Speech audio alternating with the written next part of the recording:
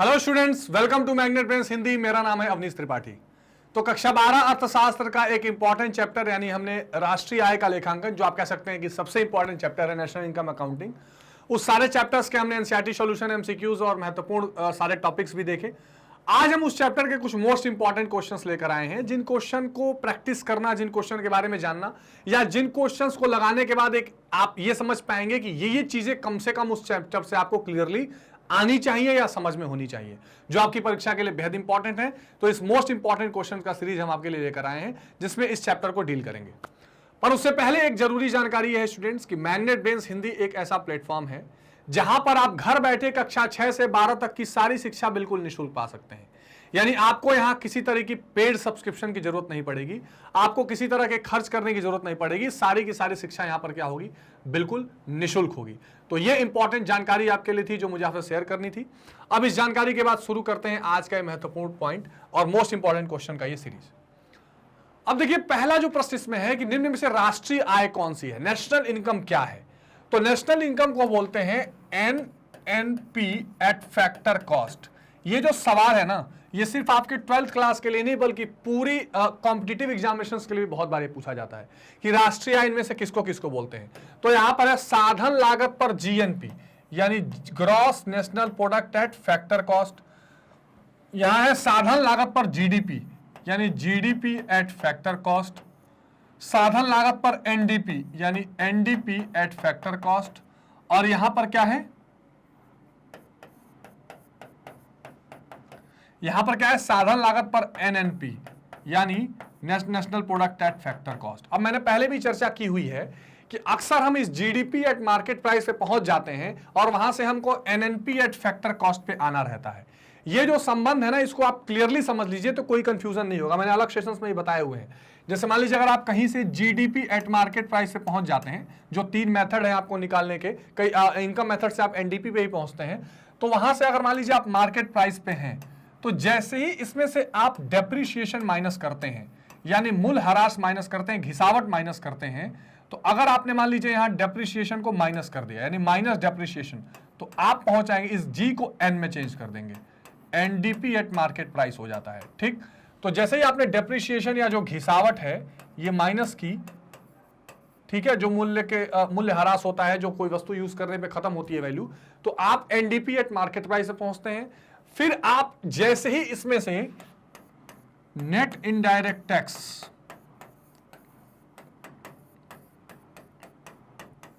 यानी निवल अप्रत्यक्ष कर माइनस करते हैं, तो आप पहुंच जाते हैं कहां पर, ये जो मार्केट प्राइस है ना, ये फैक्टर कॉस्ट में चेंज हो जाती है। तो आप पहुंच जाते हैं एनडीपी एट फैक्टर कॉस्ट। ठीक, यानी आप जीडीपी से चले थे, उसको नेट, हमने ग्रॉस को नेट बना लिया, यानी सकल को निवल बना लिया। किस तरह, डेप्रिसिएशन को माइनस करके। फिर जैसे ही आप वहां से आपने यहां से क्या माइनस किया, निवल अप्रत्यक्ष कर, नेट इनडायरेक्ट टैक्स माइनस किया, तो आप फैक्टर कॉस्ट पे पहुंच गए। और यहां से जैसे ही आपने माइनस किया, ऐड किया, जोड़ दिया इसमें से net factor income from abroad, यानी बाहर से आने वाली शुद्ध इनकम, तो आप पहुंच जाते हैं एनएनपी एट फैक्टर कॉस्ट, जो होता है राष्ट्रीय आय।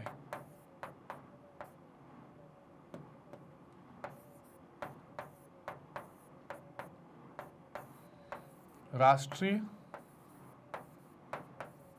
आय। ठीक, तो आप जीडीपी एमपी पे पहुंचते हैं, फिर डेप्रिसिएशन माइनस होता है तो एनडीपी एमपी पे पहुंचते हैं, फिर इसमें से नेट इनडायरेक्ट टैक्स माइनस होता है तो निवल अप्रत्यक्ष कर, तो आप एनडीपी एट फैक्टर कॉस्ट पे पहुंचे हैं, और फिर इसमें एनएफआईए जोड़ते हैं तो एनएनपीएफसी या राष्ट्रीय आय पर पहुंच जाते हैं। ठीक, तो ये आपके सामने ये पूरा टेबल है जिससे आप देख सकते हैं। ठीक है, तो इसका सही जवाब क्या हो जाएगा, साधन लागत पर एनएनपी, यानी net national product at factor cost. ठीक है, तो इसका जवाब क्या हो जाएगा, इसका घ सही जवाब हो जाएगा। निम्नलिखित में से कौन सा एनएनपी है, यानी कि नेट नेशनल प्रोडक्ट एनएनपी है। तो यहां दिया है जीएनपी प्लस पूंजी 6, यानी इसमें कह रहा है कि आप जीएनपी में प्लस करिए डेप्रिसिएशन। तो क्या ये सही जवाब होगा, देखते हैं। ये कह रहा है जीएनपी और इसमें माइनस पूंजी 6। ठीक है, जीएनपी और क्या हो जाएगा माइनस पूंजी 6, यहां आप माइनस का साइन लगा लेंगे तो it will be GNP minus depreciation. ये कह रहा है जीडीपी प्लस पूंजी 6, यानी जीडीपी प्लस डेप्रिसिएशन, ठीक, और जीडीपी प्लस पूंजी 6 माइनस पूंजी 6, यानी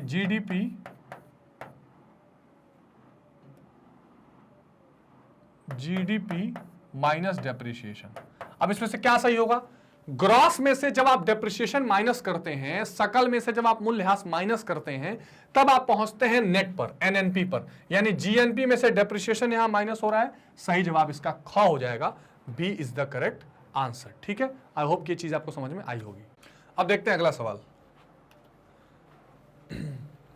एक लेखा वर्ष में किसी देश की घरेलू सीमा में सभी उत्पादकों द्वारा जितनी भी अंतिम वस्तुएं, ध्यान रखिए ये इंपॉर्टेंट है, ये सभी टर्मिनोलॉजीज पर आप ध्यान रखेंगे, जितनी भी अंतिम वस्तुओं और सेवाओं का उत्पादन होता है उसकी बाजार कीमत को क्या कहा जाता है। सबसे पहले तो यहां फाइनल गुड्स से आपको पता है दो तरह की वस्तुएं होती हैं, एक होती हैं अंतिम वस्तुएं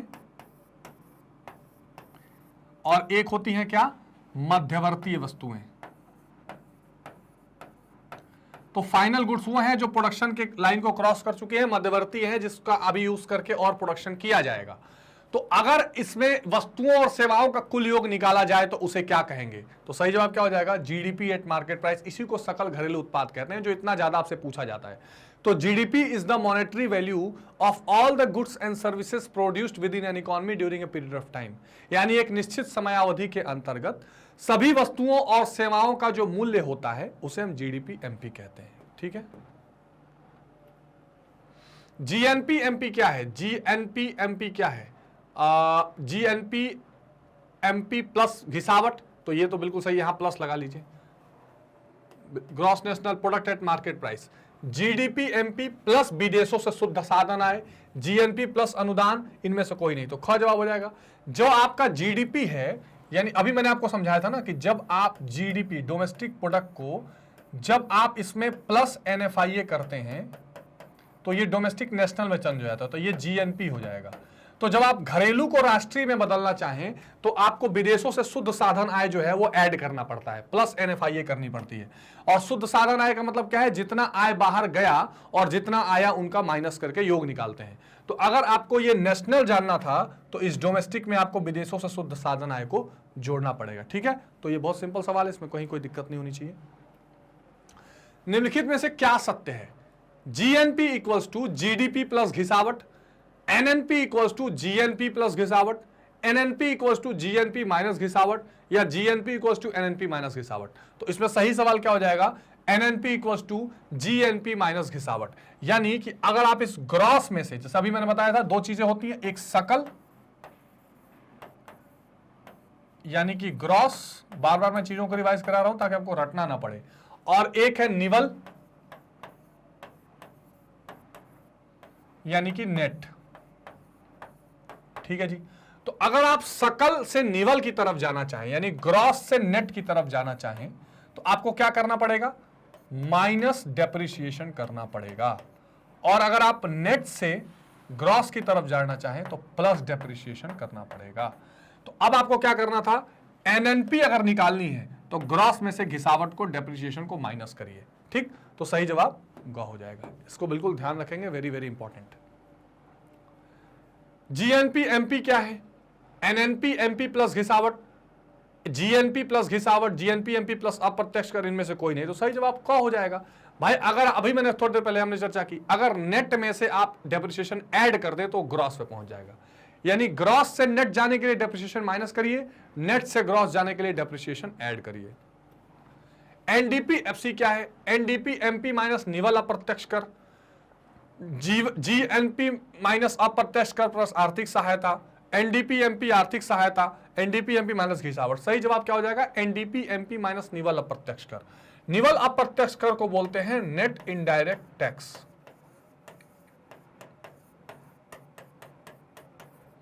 यानी अगर ये एमपी है और इसको एफसी पर ले जाना है, क्योंकि हमको फैक्टर कॉस्ट पर ले जाना है, तो जब भी आप एमपी को फैक्टर कॉस्ट की तरफ ले जाते हैं तो इसमें से माइनस कर देते हैं नेट इनडायरेक्ट टैक्स, यानी निवल अप्रत्यक्ष कर। और नेट इनडायरेक्ट टैक्स का मतलब क्या होता है? अप्रत्यक्ष कर minus subsidy, indirect tax minus subsidy. ठीक है, तो ये सही जवाब हो जाएगा एनडीपीएमपी को निवल अप्रत्यक्ष कर माइनस निवल अप्रत्यक्ष कर। ठीक है, घिसावट व्यय किसमें सम्मिलित रहता है? एनएनपी, जीएनपी, एनएनपी, एफसी, इनमें से कोई नहीं। अब देखिए इन सब में क्या है? Net net net. नेट में तो कहीं भी डेप्रिसिएशन नहीं रहेगा। डेप्रिसिएशन हमेशा ग्रॉस का या सकल का भाग होता है, तो उसमें ख ही ऑप्शन सही दिखाई पड़ रहा है, जीएनपी एमपी। साधन लागत पर शुद्ध राष्ट्रीय उत्पाद को क्या कहा जाता है? यानी शुद्ध राष्ट्रीय उत्पाद नेट नेशनल प्रोडक्ट एट साधन आय यानी फैक्टर कॉस्ट। तो सकल निवेश, राष्ट्रीय आय, घरेलू आय या प्रति व्यक्ति आय, तो एनएनपीएफसी को हम क्या बोलते हैं? हमेशा राष्ट्रीय आय बोलते हैं। तो ख इसका बिल्कुल ठीक जवाब हो जाएगा। ये बहुत महत्वपूर्ण है, इसको ध्यान रखिएगा। राष्ट्रीय आय की जब भी चर्चा आएगी एनएनपीएफसी आ जाएगा, या एनएनपीएफसी दिया है तो आप समझ लीजिए कि राष्ट्रीय आय की बातचीत चल रही है। ये बहुत जनरल नॉलेज का क्वेश्चन है आपके लिए। अगला सवाल है कि सकल घरेलू उत्पाद यानी जीडीपी, जिसकी चर्चा बार बार की जाती है, इसको क्या कहते हैं? किसी देश में गृहिणियों द्वारा किए गए कुल उत्पादन का मूल्य, ये तो शामिल ही नहीं किया जाता नेशनल इनकम में। ठीक है, और यही नेशनल इनकम या जीडीपी की आप कह सकते हैं कि लिमिटेशंस होती हैं। घरेलू उपयोग के लिए किए गए उत्पादन का कुल मूल्य राष्ट्रीय आय का लेखांकन, ये भी नहीं। किसी देश की सीमा के अंतर्गत उत्पादित वस्तु और सेवाओं का कुल मूल्य, बिल्कुल ठीक बात। तो देश की जो डोमेस्टिक टेरिटरी होती है उसके अंदर वस्तुओं और सेवाओं का जो आप कुल उत्पादन करते हैं उसकी जो वैल्यू होती है उसको क्या बोलते हैं? उसको बोलते हैं जीडीपी। ठीक, और वो बाजार मूल्य पे होती है जीडीपी एमपी, उसको कहा जाता है। तो सही जवाब क्या हो जाएगा? ग। निम्नलिखित में से सही उत्तर का चयन कीजिए। NNP equals to GDP plus NFIA minus depreciation. क्या आपको लग रहा है सही है? NNP equals to GDP minus NFIA minus depreciation. NNP equals to GDP plus NFIA minus depreciation. NNP equals to GDP minus NFIA depreciation. अब देखिए करना क्या है, कुल मिला के आपको एनएनपी पे आना है। आपको पता है जीडीपी दिया हुआ है, तो अब आप सिंपल उसको चेंज कर लीजिए।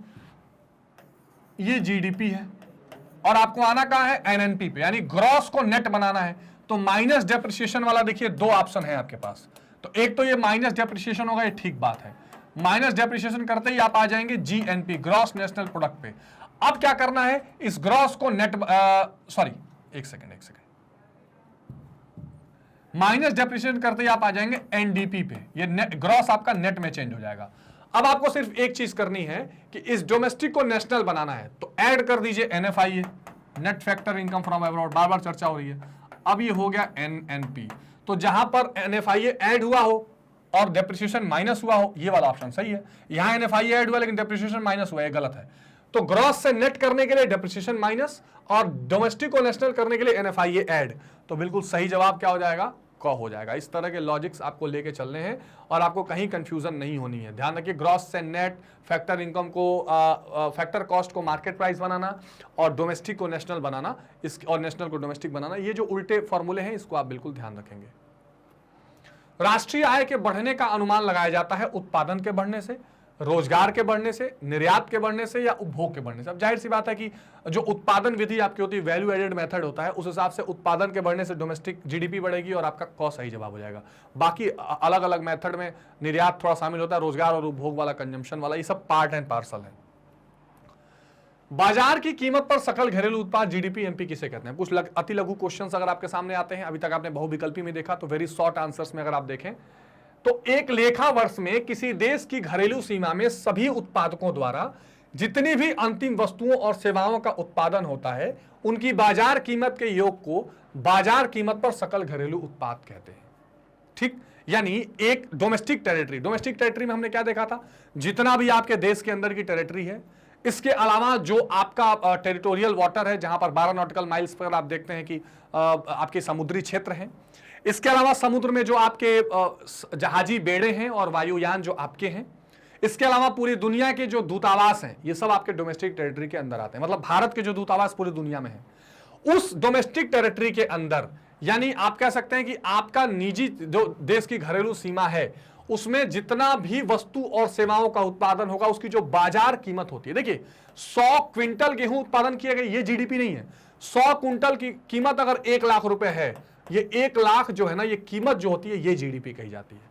तो एक लेखा वर्ष यानी एक अकाउंटिंग ईयर के अंदर किसी भी देश की घरेलू सीमा में सभी उत्पादकों के द्वारा जितनी भी अंतिम वस्तुओं और सेवाओं का उत्पादन होगा, ध्यान रखिए मध्यवर्ती वस्तुओं का नहीं, अंतिम वस्तुओं और सेवाओं का जितना उत्पादन होता है उसके बाजार कीमत को योग को हम क्या कहते हैं? सकल घरेलू उत्पाद या जीडीपी एमपी कहते हैं।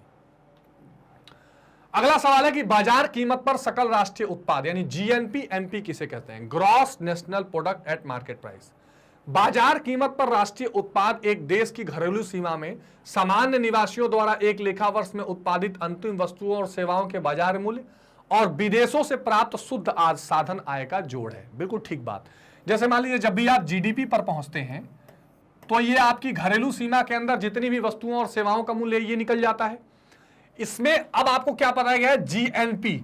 जब इस डोमेस्टिक में आप जोड़ देते हैं net factor income from abroad, बाहर से आने वाली क्या? शुद्ध साधन आय, तो ये बन जाता है एनएनपी। ठीक, यानी ये जीडीपी और एनएफआईए का योग है। अब ये जो विदेशों से प्राप्त शुद्ध आदन है जिसके हम बार बार चर्चा कर रहे हैं, जो एनएफआईए है वो है क्या? ये भी आप समझ लीजिए, बार बार आएगा आपका। जैसे मान लीजिए एनएफआईए है, ठीक, तो इसका मतलब होता है net factor income, net factor income from abroad. ठीक, इसका मतलब ये होता है, अब इसको हिंदी में कहते हैं कि विदेशों से प्राप्त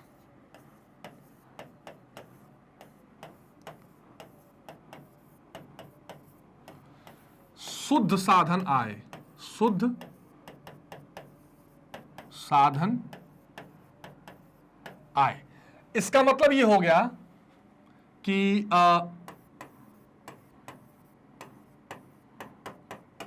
विदेशों से प्राप्त आय माइनस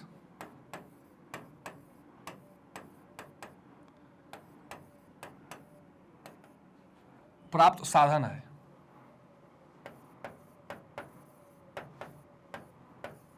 साधन आय माइनस विदेशियों को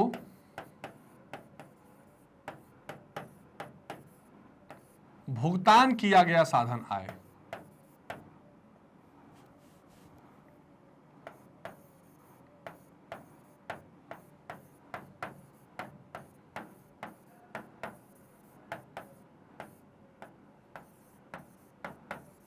मतलब ये होता है कि विदेशों से जो साधन आय आपको प्राप्त हो रही है और जितना आप विदेशियों को भुगतान कर रहे हैं, इसका जो गैप होता है ना, वो एनएफआईए कहलाता है। सीधी सी बात। तो अब आप क्या करते हैं कि जीडीपी में जब इस एनएफआईए को जोड़ते हैं तो ये डोमेस्टिक जो है यानी घरेलू जो है वो नेशनल या राष्ट्रीय बन जाती है। तो वही कहा जा रहा है कि बाजार कीमत पर सकल राष्ट्रीय उत्पाद एक देश की जो घरेलू सीमा में सामान्य निवासियों द्वारा उत्पादित वस्तु और सेवाओं की मूल्य है, मतलब जो जीडीपी है, उसमें विदेशों से प्राप्त साधन आय को जोड़ देते हैं। तो जीडीपी एमपी प्लस क्या हो जाती है? विदेशों से प्राप्त साधन आय, तो ये जीएनपी एमपी हो जाती है। ये मार्केट प्राइस की वैल्यू होती है, ठीक है, साधन आय बाजार कीमत पे। तो आप जब जीडीपी एमपी को इसमें एनएफआईए जोड़ते हैं तो वो जीएनपी एमपी बन जाती है, ठीक, जिसकी चर्चा यहां की जा रही थी। अगला सवाल है कि विदेशों से प्राप्त शुद्ध साधन आय का सूत्र क्या है, जो अभी मैंने आपको बताया। तो विदेशों से प्राप्त शुद्ध साधन आय का मतलब क्या है? देश के निवासियों द्वारा विदेशों से अर्जित साधन आय, ठीक है, प्लस गैर निवासियों द्वारा देश में अर्जित। ये माइनस कर देंगे इसको, प्लस नहीं माइनस, माइनस, ठीक है। यानी आपने जितना साधन आय जोड़ा उसमें से माइनस कर दीजिए जो गैर निवासियों को साधन आय यहां मिला है। यानी हमारे देश में आकर जो साधन आय कैलकुलेट कर रहे हैं, जो कलेक्ट कर रहे हैं, उसमें से आप माइनस कर दीजिए जितना आपको बाहर देना पड़ रहा है, तो वो आपका एनएफआईए बन जाता है, ठीक। अब आता है बाजार कीमत पर शुद्ध राष्ट्रीय उत्पाद क्या है, एनएनपी एमपी क्या है। तो सकल राष्ट्रीय उत्पाद में से मूल्यह्रास को माइनस कर दीजिए, यानी बाजार कीमत पर शुद्ध राष्ट्रीय एनएनपी एमपी क्या है, सकल राष्ट्रीय उत्पाद में से मूल्यह्रास। यानी इस एनएनपी एमपी को बनाने के लिए आपको क्या करना पड़ेगा, आप जो ग्रॉस नेशनल प्रोडक्ट है जीएनपी एमपी है, यानी सकल में से आप डेप्रिसिएशन या इस मूल्यह्रास को माइनस कर देंगे तो ग्रॉस से नेट पे पहुंच जाएंगे। तो सकल राष्ट्रीय उत्पाद में से मूल्यह्रास या घिसाई व्यय को घटा देने से बाजार कीमत पर शुद्ध राष्ट्रीय उत्पाद निकल जाता है, यानी एनएनपीएमपी इक्वल्स टू जीएनपीएमपी माइनस मूल्यह्रास। तो ग्रॉस में से आप जब भी डेप्रिसिएशन को माइनस कर देंगे, अपने आप आपको वैल्यू क्या निकल जाएगी, net national product at market price की वैल्यू निकल जाएगी। अब देखते हैं अगला सवाल, बाजार कीमत पर शुद्ध घरेलू उत्पाद से क्या आशय है, यानी net domestic product at market price से क्या आशय है। तो बाजार कीमत पर शुद्ध घरेलू उत्पाद का अभिप्राय एक वर्ष में एक देश की घरेलू सीमाओं में निवासियों द्वारा उत्पादित अंतु वस्तुओं और सेवाओं के मौद्रिक मूल्य से है, जिसमें से स्थिर पूंजी का उपभोग को घटा दिया जाता है। यानी कुल मिला के जो एनडीपी-एमपी आप निकालना चाह रहे हैं, उसका अभिप्राय यह कि एक वर्ष में देश की घरेलू सीमाओं में कितना हुआ, यानी जीडीपी-एमपी कितनी हुई, ठीक, यानी जीडीपी एट मार्केट प्राइस कितना हुआ, ठीक है, और इसमें से स्थिर पूंजी का उपभोग कितना घटा, यानी कि माइनस डेप्रिसिएशन। देखिए जो ये डेप्रिसिएशन है ना, इसके कई नाम हैं। एक को तो हम घिसावट के नाम से जानते हैं, एक हम उसके कहते हैं मूल्यह्रास, एक कहते हैं स्थिर पूंजी का उपभोग, यानी इसको कहते हैं consumption of fix capital, consumption of fix capital, यानी जो स्थिर पूंजी है उसका जो उपभोग किया जाता है वो क्या कहलाता है, मूल्यह्रास डेप्रिसिएशन कहलाता है। तो जब आप जीडीपी में से इसको माइनस करते हैं तो आप पहुंच जाते हैं एनडीपी एट मार्केट प्राइस। कुल मिलाकर ग्रॉस को नेट बनाने वाली कहानी इस क्वेश्चन में भी की गई है, ठीक है। साधन लागत पर शुद्ध घरेलू उत्पाद से क्या आधा है, तो शुद्ध घरेलू उत्पाद यानी gross domestic product at factor cost, ये पूछ रहा है साधन लागत पर। तो एक देश की घरेलू सीमा के अंतर्गत एक लेखा वर्ष में उत्पादित साधन आय के जोड़ को साधन लागत पर शुद्ध घरेलू उत्पाद कहते हैं अथवा शुद्ध घरेलू आय कहते हैं। तो साधन आय इक्वल्स टू लगान प्लस मजदूरी प्लस ब्याज प्लस लाभ, यानी जो आपको पता है कि फैक्टर ऑफ प्रोडक्शन क्या क्या है, साधन कौन कौन से उत्पादन के, श्रम, तो इस श्रम को क्या मिलता है, मजदूरी,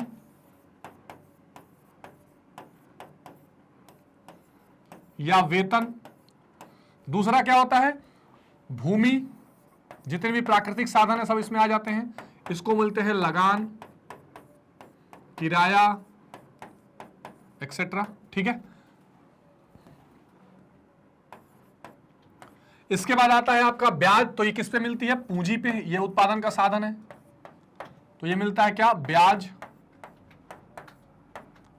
इसके बाद लाभ किस पर मिलता है, जो उद्यमी है या निवेशक या साहसी है तो वो कमाता है लाभ, ठीक। तो अब आपका जो क्या है, एक देश की घरेलू सीमा के अंतर्गत एक लेखा वर्ष में उत्पादित साधन आय के जोड़ को साधन लागत पर शुद्ध घरेलू उत्पाद बोलते हैं। तो ये सारे साधन आय हैं, इनको जोड़ देंगे आप तो एनडीपीएफसी निकल जाएगा, और इसी से इनकम मेथड का निकलता है। जो आपका आय विधि है राष्ट्रीय आय का, वो क्या है, कंपनसेशन ऑफ एम्प्लॉइज, यानी कि जो भी एम्प्लॉइज की मजदूरी है उसमें जो जो चीजें आ जाए, सैलरी आ जाए, वेजेज आ जाए। इसके अलावा ऑपरेटिंग सरप्लस, जिसमें रॉयल्टी लगान, ये सारी चीजें आ जाएंगी। प्लस इसमें क्या आ जाता है, कंपनसेशन ऑफ एम्प्लॉइज और मिक्स्ड इनकम, यानी आप किसी भी तरह के अपना अगर रोजगार स्वरोजगार कर रहे हैं, इन तीनों को आप जोड़ के कहां पहुंच जाते हैं, एनडीपी एट फैक्टर कॉस्ट। यानी कुल मिला के आप इन चारों को जोड़ के एनडीपी एट फैक्टर कॉस्ट पे पहुंच जाते हैं। तो ये है, अथवा NDP at factor cost equals to NDP MP, ठीक, और माइनस नेट इनडायरेक्ट टैक्स भी आप कर सकते हैं। तो अगर अप्रत्यक्ष कर को लेके और अप्रत्यक्ष कर को माइनस करके आर्थिक सहायता ऐड करना वो लेकिन कुल कहानी एमपी से एफसी ले जाने की क्या होती है, माइनस नेट इनडायरेक्ट टैक्स होती है। इस बात को आप ध्यान रखेंगे। और नेट इनडायरेक्ट टैक्स में अप्रत्यक्ष कर में से आर्थिक सहायता को माइनस किया जाता है। दूसरा है साधन लागत पर सकल घरेलू उत्पाद से क्या आशय है, यानी gross domestic factor at product at factor cost साधन लागत पर क्या कहलाती है, जिसको जीडीपी एट फैक्टर कॉस्ट कहते हैं। तो साधन लागत पर सकल घरेलू उत्पाद का मतलब है घरेलू सीमा के अंतर्गत लेखा वर्ष में सामान्य निवासियों द्वारा मजदूरी, लगान, ब्याज और लाभ के रूप में अर्जित आय और मूल्यह्रास का जोड़। यहां ग्रॉस पूछा है, सकल पूछा है, शुद्ध नहीं पूछा है। तो ग्रॉस के लिए आपको क्या करना पड़ेगा, मूल्यह्रास को जोड़ना पड़ेगा। तो जीडीपी एफसी इक्वल्स टू क्या होगी, एनडीपी एफसी आप निकाल लीजिए यानी मजदूरी, लगान, ब्याज और लाभ सब जोड़ लीजिए, उससे आप निकल जाएगा आपका एनडीपीएफसी, और उसमें आप फिर मूल्यह्रास या डेप्रिसिएशन को ऐड कर दीजिए तो वो साधन लागत पर जीडीपी निकल जाएगी। ठीक, कुल मिला के मतलब ये था कि इन चारों को अगर आप जोड़ेंगे तो आप पहुंच जाएंगे एनडीपी एट फैक्टर कॉस्ट, जैसे प्रीवियस क्वेश्चन में देखा है। अब इसमें आप चुपचाप जोड़ दीजिए डेप्रिसिएशन या मूल्यह्रास, तो ये नेट जो है वो ग्रॉस बन जाएगी और जीडीपी एट फैक्टर कॉस्ट बन जाएगा। ठीक, कोई कंफ्यूजन, कोई दिक्कत नहीं है, आगे चलें। ठीक है, साधन लागत पर शुद्ध राष्ट्रीय उत्पाद, net national product at factor cost. अब ध्यान दीजिए, अभी हमने शुद्ध राष्ट्रीय उत्पाद पूछा है, एनडीपी तो निकाल ली थी, तो किसी एक लेखा वर्ष में किसी देश के घरेलू सीमा में अर्जित कुल साधन आय जो है उसमें आप क्या करिए, विदेशों से प्राप्त शुद्ध साधन आय को जोड़ दीजिए। तो देश के अंदर साधन आय क्या क्या जुड़ जाएगा, वही चीज फिर से, किराया प्लस मजदूरी यानी श्रम का मजदूरी प्लस ब्याज प्लस लाभ, ये जोड़ के आप पहुंच जाएंगे कहां, एनडीपी एट फैक्टर कॉस्ट। और जब आप एनडीपी एट फैक्टर कॉस्ट जुड़ जाएंगे और इसमें से विदेशों से जो प्राप्त शुद्ध साधन आए यानी net factor income from abroad, NFIA को जोड़ देंगे तो आप पहुंच जाएंगे net national product at factor cost. यानी जो भी आपकी साधन आय निकलती है वो एनडीपी एफसी होती है, इसमें आप यानी डोमेस्टिक होती है। जब आप विदेशों वाली आय इसमें जोड़ देंगे, एनएफआईए को जोड़ देंगे, तो आप पहुंच जाएंगे सीधे सीधे net national product at factor cost, यानी राष्ट्रीय आय जिसको बोलते हैं, वहां पहुंच जाएंगे। तो बहुत सिंपल क्वेश्चन है, इससे कॉन्सेप्ट्स आपके क्लियर होते चले जाएंगे। साधन लागत पर सकल राष्ट्रीय उत्पाद किसे कहते हैं, यानी जीएनपी एट फैक्टर कॉस्ट किसे कहते हैं। तो साधन लागत पर सकल राष्ट्रीय उत्पाद एक देश के वर्ष के सामान्य निवासियों द्वारा अर्जित साधन लागतों का कुल जोड़ है। इसमें घिसावट व्यय भी सम्मिलित होती है। सिंपल है, इसमें एनएनपी एफसी ये निकलता है, प्लस इसमें मूल्यह्रास आपने जोड़ देते हैं तो जीएनपी एफसी बन जाती है। ठीक, चलिए, व्यक्तिगत प्रयोज्य आय क्या है, पर्सनल डिस्पोजेबल इनकम। अब इसकी चर्चा कई बार हुई है कि जब आप जो ऐसा आय जिसमें आप टैक्स भरने के बाद उस आय को यूज करने के लिए आपके पास बचा रहता है वो आपका डिस्पोजल इनकम होता है या प्रायोज्य आय कही जाती है। व्यक्तिगत प्रायोज्य आय वह आय है जो व्यक्तियों को सभी स्रोतों से प्राप्त होती है तथा सरकार द्वारा आरोपित करों के भुगतान के पास व्यक्ति के पास पहुंचती है। तो मान लीजिए कि जैसे लेट सपोज आपको मान लीजिए कोई पैसा 100 रुपीज आपकी इनकम हुई, इसमें से 10-20 रुपए आपने टैक्स दे दिया और सरकार को और कई तरह की पैसे आपने दे दिए, कोई फीस दे दिया, फाइन दे दिया, सारी चीज भरने के बाद अब आपके पास 70 रुपए बची, ये आपकी प्रायोज्य आय कही जाएगी।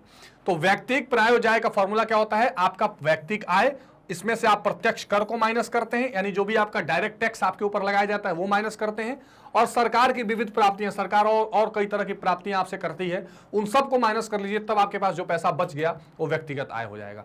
इनडायरेक्ट टैक्स इसमें नहीं आता है क्योंकि वो तो आप जब पैसा खर्च करते हैं तो हर चीजों पर आप टैक्स भरते हैं, वहां से माइनस हो जाता है।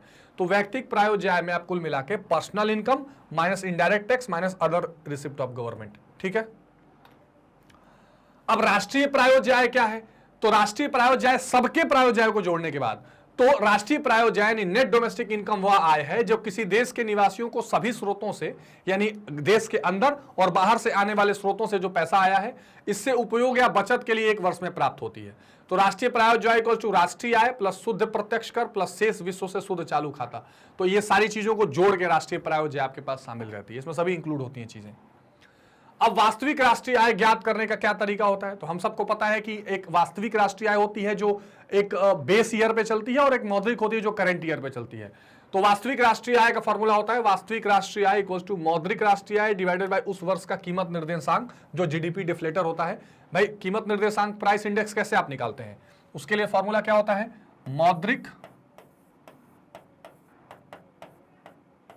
मौद्रिक जीडीपी या राष्ट्रीय आय डिवाइडेड बाय जिसको आप कहते हैं वास्तविक जीडीपी। ठीक है, इंटू 100 ऐसे निकालते हैं। अब इससे जो निकलता है वो होता है उस वर्ष का कीमत निर्देशांक, लेकिन जब आपको वास्तविक राष्ट्रीय आय निकालनी है तो मौद्रिक अपॉन उस वर्ष का निर्देशांक इंटू 100 आप कर देंगे, यही फॉर्मूला वहां काम आ जाता है। ठीक है, उल्टा करके। ठीक है, क्लियर है, तो इस फॉर्मूले को ध्यान रखेंगे। प्रति व्यक्ति आय से क्या मतलब है, जिसको अंग्रेजी में कहते हैं, बहुत इंपॉर्टेंटली यूज किया जाता है इसको, per capita income. Per capita income, प्रति व्यक्ति आय अर्थव्यवस्था की औसत आय है, यानी पूरी इकोनॉमी की जो एवरेज इनकम होती है वो प्रति व्यक्ति आय कही जाती है। अर्थव्यवस्था की कुल आय में कुल जनसंख्या का भाग दिया जाता है। मान लीजिए जनसंख्या है 1 लाख, ठीक। अब और आपकी जो कुल राष्ट्रीय आय आई है वो आई है 5 लाख, तो आपका फिर प्रति व्यक्ति आय क्या आ जाएगा, 5 lakh divided by 1 lakh equals to 5। प्रति व्यक्ति आय, हर आदमी की आय जो है 5 रुपए है। तो जब आप कुल जो राष्ट्रीय आय है उसको जनसंख्या से डिवाइड कर देते हैं तो पर कैपिटा इनकम या प्रति व्यक्ति आय निकल जाती है। राष्ट्रीय आय से आप क्या समझते हैं, बहुत महत्वपूर्ण बात है। जैसे किसी उत्पादन की एक इकाई की वास्तविक उत्पत्ति का अनुमान प्रतिवर्ष लगाया जाता है, वैसे ही किसी एक राष्ट्र की समस्त उत्पत्ति का अनुमान लगाया जाता है। वेरी इंपॉर्टेंट, यानी जितना भी प्रोडक्शन हुआ है गुड्स एंड सर्विसेज का, अंतर यह कि राष्ट्रीय आय में केवल देश की सीमा का नहीं बल्कि पूरी दुनिया का लगाया जाता है। यह संपूर्ण उत्पत्ति उस राष्ट्र की राष्ट्रीय आय या लाभांश होती है। ठीक, तो उसको हम किस फॉर्म में डिनोट करते हैं, इसमें एक लाइन आप ऐड कर सकते हैं कि उसको हम net national product at factor cost के रूप में डिनोट करते हैं, जिसमें देश की सीमा के भीतर का सारा उत्पत्ति या उत्पादन और दुनिया भर से और जो उत्पादन या आय है उसको जोड़कर दिखाया जाता है। ठीक है, करेक्ट है, कोई कंफ्यूजन नहीं होनी चाहिए। राष्ट्रीय आय की संगणना की विधियों का उल्लेख कीजिए। तो इसमें जो उल्लेख होता है इसमें है कि उत्पादन प्रणाली, आय प्रणाली, विस्तृत प्रणाली, व्यय प्रणाली। ये मिश्रित तो मिक्स्ड सिस्टम है। मुख्य रूप से आपको ये 3 ही चीजें देखनी है, जिसको बोलते हैं उत्पादन यानी कि वैल्यू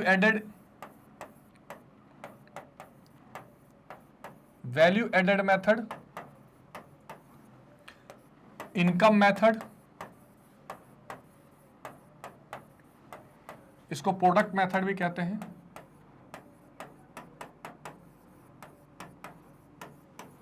ठीक है, ये मिक्स्ड सिस्टम है, ये उतना इंपॉर्टेंट नहीं है। 3 ये है, और दूसरा ये है तीसरा एक्सपेंडिचर मेथड, व्यय।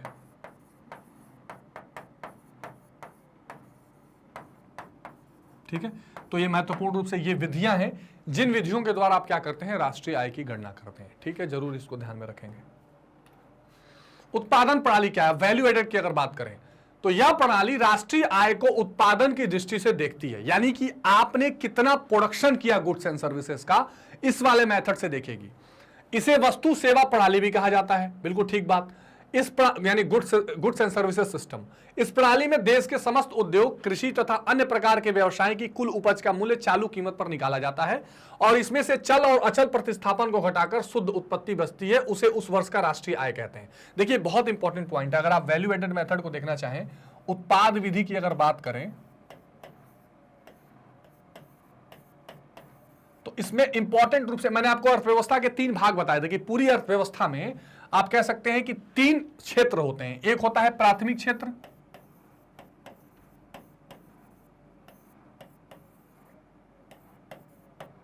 ठीक,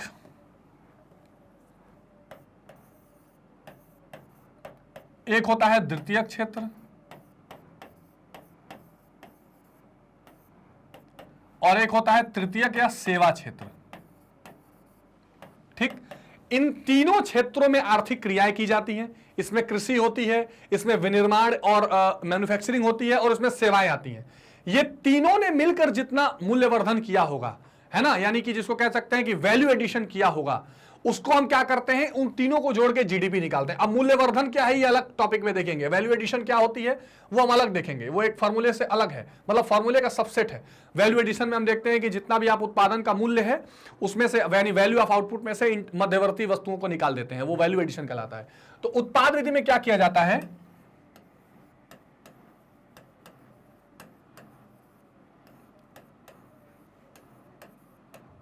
प्राथमिक क्षेत्र द्वारा मूल्य वृद्धि, इसको मूल्य वृद्धि मेथड भी कहते हैं, वैल्यू एडेड मेथड भी कहते हैं। प्राथमिक क्षेत्र द्वारा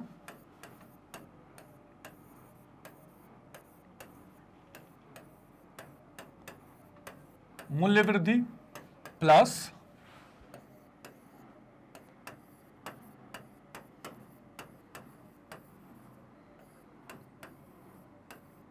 द्वितीय क्षेत्र द्वारा मूल्य वृद्धि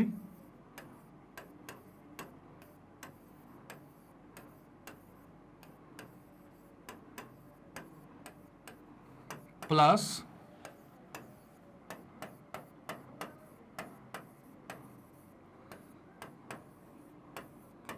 तृतीय क्षेत्र द्वारा मूल्य वृद्धि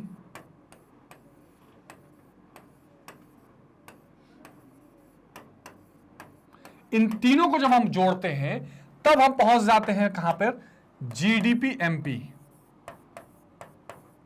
ठीक, देखिए 1 मिनट में नेशनल इनकम, जीडीपी एमपी पहुंच जाते हैं। अब इस ग्रॉस को नेट बनाने के लिए माइनस डेप्रिसिएशन कर दीजिए, यानी मूल्यह्रास को माइनस कर दीजिए, घिसावट को, तो आप पहुंच जाएंगे कहां पर, एनडीपी, एनडीपी एमपी। इसमें से आप माइनस कर दीजिए नेट इनडायरेक्ट टैक्स को, तो आप पहुंच जाएंगे कहां पर, एनडीपी एट फैक्टर कॉस्ट। आप पहुंच जाएंगे कहां, एनडीपी एट फैक्टर कॉस्ट। और बस इस डोमेस्टिक को नेशनल बनाना है, इसमें एनएफआईए जोड़ दीजिए, तो आप पहुंच जाएंगे एनएनपी एट फैक्टर कॉस्ट, जिसको हम कहते हैं राष्ट्रीय आय या नेशनल इनकम। ये आपका पूरा उत्पाद विधि है, यानी प्राथमिक क्षेत्र में कितनी मूल्य वृद्धि हुई, द्वितीय क्षेत्र से कितनी मूल्य वृद्धि हुई, तृतीय क्षेत्र से कितनी मूल्य वृद्धि हुई, इससे आप जीडीपी पे पहुंच जाते हैं। और यहां से इस छोटे से फॉर्मूले से जो मैंने आपको बताया है, आप एनएनपीएफसी तक पहुंच सकते हैं। तो उत्पाद विधि में यही है कि कृषि, अन्य प्रकार के व्यवसाय, यानी कि जो उसमें सर्विसेज भी हैं, उसमें विनिर्माण भी है, इन सब का उपज चालू कीमतों पर जब निकाल देते हैं मार्केट प्राइस पर, तो वो उस वर्ष का राष्ट्रीय आय निकल जाता है। और हालांकि मार्केट प्राइस से फिर फैक्टर कॉस्ट तक जाना पड़ता है। राष्ट्रीय आय को मापने के लिए इस प्रणाली का प्रयोग वहां किया जाता है जहां उद्योगों के उत्पादन से संबंधित आंकड़े उपलब्ध होते हैं। तो जहां पर जितनी इंडस्ट्रीज हैं उसके सारे आंकड़े उपलब्ध हैं, तो आप उत्पाद विधि से उसको निकाल सकते हैं। अगला सवाल है, सकल घरेलू उत्पाद से आप क्या समझते हैं? तो सकल घरेलू उत्पाद किसी देश में एक वर्ष की अवधि में जिन वस्तु और सेवाओं का उत्पादन किया जाता है उनके मौद्रिक मूल्य को ही सकल घरेलू उत्पाद कहते हैं। ये बहुत इंपॉर्टेंट, इसलिए तरह तरह से इस क्वेश्चन को लाया जा रहा है। मैंने अति लघु में बताया आपको, उसको जीडीपी कहते हैं। इस मूल्य में से आय को घटा दिया जाता है जो हमारे देश में विदेशियों द्वारा अर्जित की जाती है। बिल्कुल ठीक बात। तो जब इसमें से एनएफआईए नहीं रहता क्योंकि डोमेस्टिक है, और विदेशों से प्राप्त आय को जोड़ दिया जाता है, तो वो राष्ट्रीय आय बढ़ती है। यानी अगर आप जीडीपी में से कुल राष्ट्रीय उत्पाद अगर बनाना चाहें तो निर्यात मूल्य, आयात मूल्य, इसको माइनस कर लेते हैं, तो जीडीपी यानी नेट जो ग्रॉस नेशनल प्रोडक्ट है उसमें से आप एनएफआईए माइनस कर दीजिए, तो आप जीडीपी पहुंच जाएंगे। होता है ना, जैसे आप जीडीपी प्लस एनएफआईए अगर करेंगे तो आप पहुंच जाएंगे जीएनपी पे, नेशनल प्रोडक्ट पे। इसी तरह अगर आप कुल राष्ट्रीय उत्पाद यानी ग्रॉस नेशनल प्रोडक्ट में से एनएफआईए यानी विदेशों से प्राप्त आय को माइनस कर देंगे तो आप पहुंच जाएंगे जीडीपी पे। बस, तो ये बार बार रिवीजन हो रहा है, इन चीजों का ध्यान रखिए। अब थोड़ा लघुत्तरी में चलते हैं। किसी अर्थव्यवस्था में समस्त अंतिम व्यय समस्त कारक अदायगी के बराबर क्यों होते हैं? टोटल एक्सपेंडिचर आपके एक तरह से कह सकते हैं कि जितने फैक्टर इनकम है उसके बराबर क्यों होते हैं? तो आपको पता है कि जितना आप साधन आय पर खर्च करेंगे वही दूसरे के लिए इनकम होगी। तो किसी अर्थव्यवस्था में समस्त अंतिम व्यय उत्पादन के कारकों द्वारा अर्जित समस्त आय के बराबर होता है। इसका कारण यह है कि उत्पादन के समस्त कारक अपने अपने पारिश्रमिक का उपयोग उन वस्तुओं और सेवाओं को खरीदने के लिए करते हैं जो उत्पादन में सहायक है। ठीक बात। माना अर्थव्यवस्था द्विक्षेत्रीय, अगर दो क्षेत्र हैं तो परिवार और फर्म अर्थव्यवस्था में परिवारों का समस्त उपभोग फर्मों द्वारा उत्पादित वस्तुओं और सेवाओं पर हुए समस्त व्यय के बराबर होता है। यानी अगर मान लीजिए परिवार क्या करेगा, वस्तु और सेवाओं के लिए चीजें खरीदेगा तो फर्म की वो आय हो गया, और फर्म क्या करेगा, साधन के उत्पादन के लिए साधन खरीदेगा, वो उसके लिए व्यय हो गया। तो एक का व्यय दूसरे के लिए आय। इसी प्रकार फर्म द्वारा कारक अदायगी के रूप में वितरित राशियों का कुल योग उनके द्वारा विक्रय आगम के रूप में प्राप्त समस्त उपभोग मूल्य के बराबर होता है। जब परिवार द्वारा आय को फर्म द्वारा उत्पादित वस्तु और सेवाओं पर व्यय किया जाता है तो राशि समस्त व्यय के रूप में फर्म को प्राप्त होती है। सिंपल, आप सर्कुलर फ्लो ऑफ इनकम वाला जो मैंने समझाया था, यानी फर्म जो है वो पैसा खर्च करेगी गृहस्थ के ऊपर साधन लेने के लिए, श्रम, भूमि, पूंजी और उद्यमी लेने के लिए। बदले में जो गृहस्थ होंगे वो फर्म द्वारा बनाए गए वस्तु सेवाओं को खरीदने के लिए वो पैसा खर्च कर देंगे। तो जो व्यय किया फर्म ने वही उसके लिए फिर आय बन जाएगा। ठीक। जब फर्म द्वारा प्राप्त समस्त आय का भुगतान उत्पादन के कारकों को किया जाता है तो यह समस्त आय का रूप ले लेती है। फिर फर्म क्या करती है, साधन आय के रूप में पैसा देती है, तो वो लोगों के लिए इनकम बन जाता है। इसलिए दोनों बराबर होते हैं। बहुत लॉजिकल है, मैंने आपको समझा भी दिया था। अब दीर्घ उत्तर में देखें तो उत्पाद विधि अथवा मूल्य वर्धित विधि से सकल घरेलू उत्पाद की गणना कैसे की जाती है? राष्ट्रीय आय की गणना करने के लिए किसी एक विधि की विवेचना कीजिए। तो अगर उत्पाद विधि की चर्चा अभी मैंने की है आपसे, तो सकल घरेलू उत्पाद की उत्पाद विधि द्वारा गणना करते समय हम एक वर्ष में उत्पादित वस्तुओं और सेवाओं के वार्षिक मूल्य की गणना करते हैं। इसमें हम केवल अंतिम वस्तुओं और सेवाओं के मूल्य को लेते हैं, मध्यवर्ती वस्तुओं के मूल्य को नहीं लेते।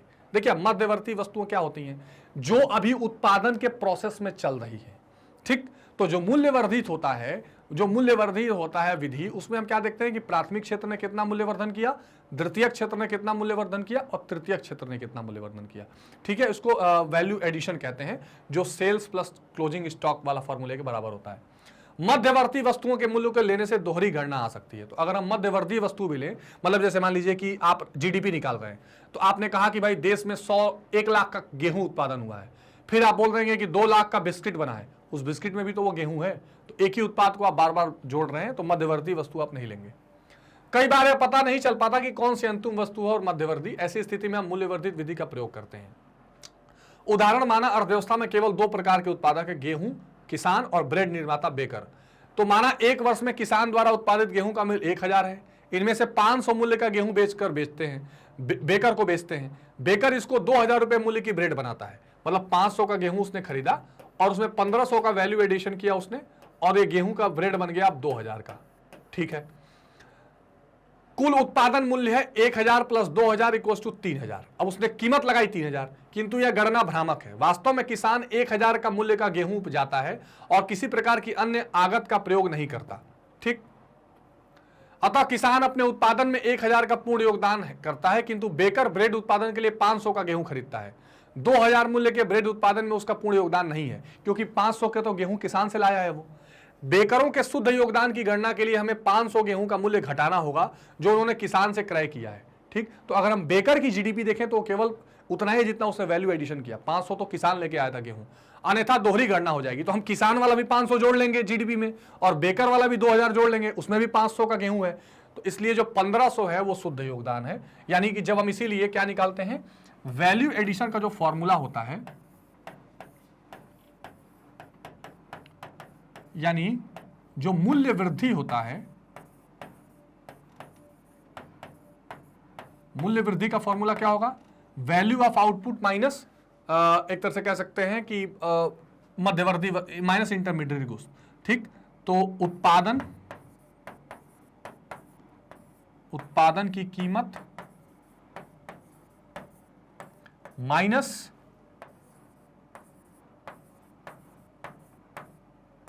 मध्यवर्ती वस्तु की कीमत।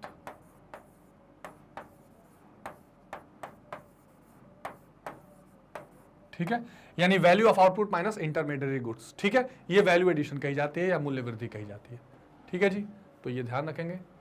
अब बेकरों द्वारा शुद्ध योगदान को मूल्यवर्धित कहते हैं। जैसे मान लीजिए किसान कुल उत्पादन 1000 है, बेकर 2000 है, मध्यवर्ती वस्तु किसान की 0 थी, लेकिन बेकर के लिए मध्यवर्ती 500 हो गई। तो मूल्यवर्धित किसान ने 1000 का किया, बेकर ने कितने का किया, 2000 माइनस 500 का किया।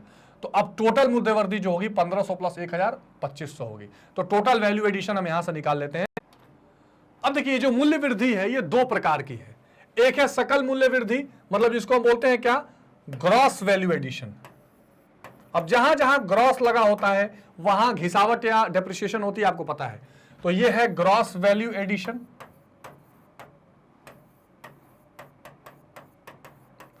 और दूसरी है शुद्ध मूल्य वृद्धि, जिसको हम कहते हैं नेट वैल्यू एडिशन। अब देखिए, सकल मूल्य वृद्धि में मूल्यह्रास शामिल होता है। ये जो आपका ग्रॉस वैल्यू एडिशन है, इसमें डेप्रिसिएशन शामिल होगा, जबकि शुद्ध मूल्य वृद्धि में मूल्यह्रास घटाने से प्राप्त किया जाता है। ठीक, तो आपकी शुद्ध मूल्य वृद्धि क्या है, सकल मूल्य वृद्धि माइनस मूल्यह्रास, यानी ग्रॉस वैल्यू एडिशन में से डेप्रिसिएशन को माइनस करना। उदाहरण दिया है कि जैसे मान लीजिए कि सकल मूल्य वृद्धि 2500 की है और मूल्यह्रास 500 का है, तो आपकी शुद्ध मूल्य वृद्धि कितनी हो जाएगी, 2500 माइनस 500 2000। यह आवश्यक नहीं कि फर्म द्वारा उत्पादित सारे उत्पाद बिक जाए, कुछ माल वर्ष के अंत में अविकृत रह जाता है, जबकि वर्ष के प्रारंभ में भी कुछ माल गत वर्ष का विकृत रह जाता है। इस दशा में स्टॉक में परिवर्तन की गणना की जाती है, अर्थात अंतिम स्टॉक से प्रारंभिक स्टॉक को घटा के। एक इसमें कंसेप्ट आता है चेंज इन स्टॉक, यानी स्टॉक में परिवर्तन, चेंज इन स्टॉक यानी स्टॉक में परिवर्तन।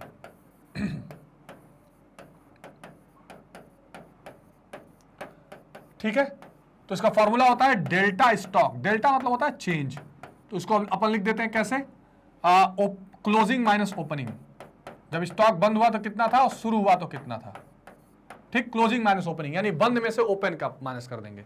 तो प्रारंभिक अंतिम स्टॉक में से प्रारंभिक स्टॉक को घटा के हम स्टॉक का परिवर्तन भी निकाल लेते हैं। ये भी वैल्यू एडेड मेथड का एक महत्वपूर्ण पार्ट है, इसको आप ध्यान रखेंगे।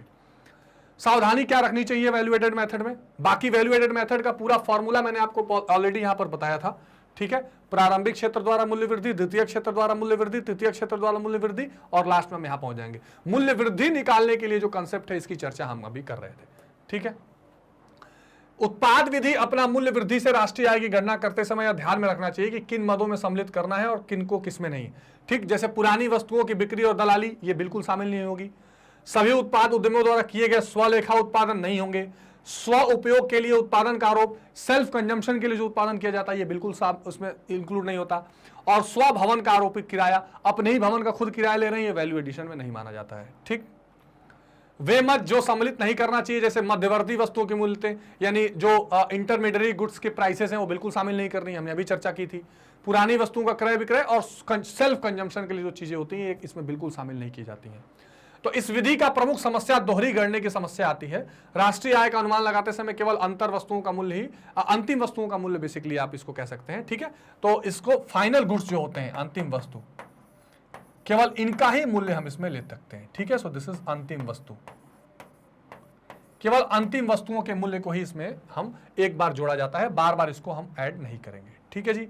चलिए अब अगला प्रश्न है कि निम्नलिखित आंकड़ों से आय विधि या व्यय विधि द्वारा बाजार मूल्य पर सकल राष्ट्रीय उत्पाद यानी ग्रॉस नेशनल प्रोडक्ट निकालिए। अब देखिए आय विधि का फॉर्मूला क्या होता है? आय विधि का फॉर्मूला होता है कंपनसेशन ऑफ एम्प्लॉइज, यानी कि पारिश्रमिक, जो एम्प्लॉइज है उनका पारिश्रमिक, इसमें जोड़ा जाता है ऑपरेटिंग सरप्लस, ठीक है। यानी कि जो रॉयल्टी है, ब्याज है, ये सारी चीजें लाभ इसमें आ जाती हैं। इसके साथ जोड़ा जाता है मिक्स्ड इनकम, यानी जो भी आप एक तरह से कह सकते हैं कि सेल्फ बिजनेस या ट्रेड करते हैं उससे इनकम जब आ जाती है तो एनडीपीएफसी बन जाती है। तो अब हमको यही चीजें यहां पर पता करनी है।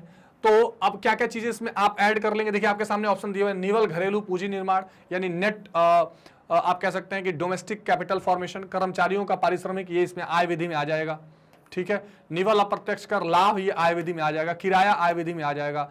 निधि अंतिम उपभोग व्यय, ये डेप्रिसिएशन है। स्थायी पूंजी का उपभोग, सरकारी अंतिम उपभोग व्यय, तो आय विधि में तो ये तीन चीजें इंक्लूड हो जाती हैं। और जैसे ब्याज, स्वनियोजित की मिश्रित आय यानी मिक्स्ड इनकम, ये दोनों भी चीजें क्या हो जाती हैं? ये भी आय विधि का पार्ट होती हैं, इसको आप विशेष रूप से ध्यान रखेंगे। विदेशों से निवल साधन आए, अगर नेशनल करना है तो ऐड करना पड़ेगा, निवल निर्यात -25। तो अब क्या क्या चीजें हैं? देखिए आय विधि द्वारा कर्मचारियों का पारिश्रमिक, निवल प्रत्यक्ष कर इसलिए जोड़ा जा रहा है क्योंकि बाजार कीमत पर निकालना है। देखिए आय विधि से जब आप केवल कंपनसेशन ऑफ एम्प्लॉइज और ब्याज लाभ ये सब जोड़ते हैं तो आप पहुंच जाते हैं एनडीपी एट फैक्टर कॉस्ट पे, लेकिन मार्केट प्राइस ये बाजार कीमत पर पूछा है तो आपको निवल अप्रत्यक्ष कर भी जोड़ना पड़ेगा, अप्रत्यक्ष कर एक्चुअली, निवल अप्रत्यक्ष नेट इनडायरेक्ट टैक्स भी जोड़ना पड़ेगा। और इसके साथ साथ क्या जोड़ना पड़ेगा आपको? इसके अलावा जो डेप्रिसिएशन है यानी कि स्थायी पूंजी का उपभोग, ये भी जोड़ना पड़ेगा, क्योंकि यहां पर पूछा जा रहा है, सकल पूछा जा रहा है, नेट नहीं सकल पूछा जा रहा है, ग्रॉस पूछा जा रहा है। इसलिए निवल अप्रत्यक्ष कर लाभ, किराया, स्थायी पूंजी का उपयोग, ब्याज, स्वनियोजित की मिश्रित आय और विदेशों से निवल आय, सबको अगर आप यहां ऐड करते हैं, देखिए सारी चीजें वैल्यू ऐड की गई हैं, तो आप पहुंच जाएंगे 2265। और इसमें से आपको -15 यानी जो NFIA वाला ये प्लस माइनस हो जाएगा, तो आप 2250 जो है ये 2250 टोटल नेशनल इनकम हो जाएगी। व्यय विधि द्वारा भी, व्यय विधि का फॉर्मूला क्या होता है? घरेलू पूंजी निर्माण, ठीक है, निजी अंतिम उपभोग व्यय, स्थायी पूंजी का उपभोग, सरकारी अंतिम उपभोग व्यय और विदेशों से निवल साधन आए और प्लस निवल निर्यात, ये सारी चीजें अगर आप जोड़ देंगे ये व्यय विधि का फॉर्मूला होता है। यानी जो गृहस्थों का टोटल एक्सपेंडिचर है, जो सरकार की टोटल एक्सपेंडिचर होती है, इसके अलावा जो निवेश का टोटल एक्सपेंडिचर होता है और शुद्ध निर्यात जो होता है, आयात निर्यात वाला, ये सारी चीजें जब आप ऐड करते हैं, और ग्रॉस कैपिटल फॉर्मेशन ये भी होता है, तो इसमें ग्रॉस डोमेस्टिक कैपिटल फॉर्मेशन और अंतिम उपभोग व्यय, स्थायी का सरकार का उपभोग व्यय, विदेशों से निवल साधन आए, सारी चीजें ऐड कर देंगे तो ये भी 2250 करोड़ रुपए आपका आंसर आ जाएगा। नेशनल इनकम आप किसी भी विधि से निकालिए, आपका आंसर बिल्कुल सेम आता है, उत्तर में कोई चेंज नहीं होता, ठीक है। तो ये एक महत्वपूर्ण सवाल था, ये महत्वपूर्ण क्वेश्चन थे जो मोस्ट इंपॉर्टेंट के तौर पर आपने देखे। यानी आपको हर विधि से राष्ट्रीय आय निकाल के आने चाहिए, और राष्ट्रीय आय के जो छोटे छोटे टर्म्स हैं जिसको अलग अलग डेफिनेशंस और क्वेश्चंस के थ्रू हमने देखे और एमसीक्यूज के थ्रू, ये आपकी परीक्षा के लिए बेहद इंपॉर्टेंट है। इनको बहुत ध्यान से सोच समझकर पढ़ाई करिए और उसको रिवाइज करते रहिए। एक बात का और ध्यान रखना है कि मैग्नेट ब्रेन्स का अपने वेबसाइट भी है magnetbrains.com। इस वेबसाइट पर आकर आप कक्षा 6 से 12 तक की कोई भी क्लास सेलेक्ट करके, लेट सपोज अगर आपने क्लास 12 हिंदी मीडियम सेलेक्ट किया तो यहाँ पर आप इतिहास, राजनीति विज्ञान, भूगोल और अर्थशास्त्र जैसी महत्वपूर्ण विषयों की पढ़ाई कर सकते हैं। सबसे खास बात यह है कि ये सारी की सारा अध्ययन बिल्कुल निःशुल्क होता है और यहां पर आपको कंप्लीट सिलेबस का ओवरव्यू, कंप्लीट चैप्टर रिवीजन, छोटे छोटे टॉपिक वाइज वीडियोस, इसके अलावा MCQs, NCERT solutions, most important questions, सारी चीजें क्रमबद्ध तरीके से वेबसाइट पर लगाई गई हैं, जिसके लिए आपको भटकना नहीं पड़ेगा। तो ये एक बेहतरीन ऑफर है आपके लिए, बिल्कुल आप इसका लाभ उठाइए, क्योंकि सारा का सारा अध्ययन क्या है, बिल्कुल निःशुल्क है। केवल आपको लाइक, शेयर और सब्सक्राइब करना है। इस वीडियो को भी लाइक करिए, शेयर करिए और सब्सक्राइब करिए, ताकि और इस तरह की वीडियोस हम आप तक लेकर आते रहें। तो मिलते हैं स्टूडेंट्स अगली वीडियो में अगले कंसेप्ट के साथ। तब तक अपना बहुत ध्यान रखिए। Take care, bye bye.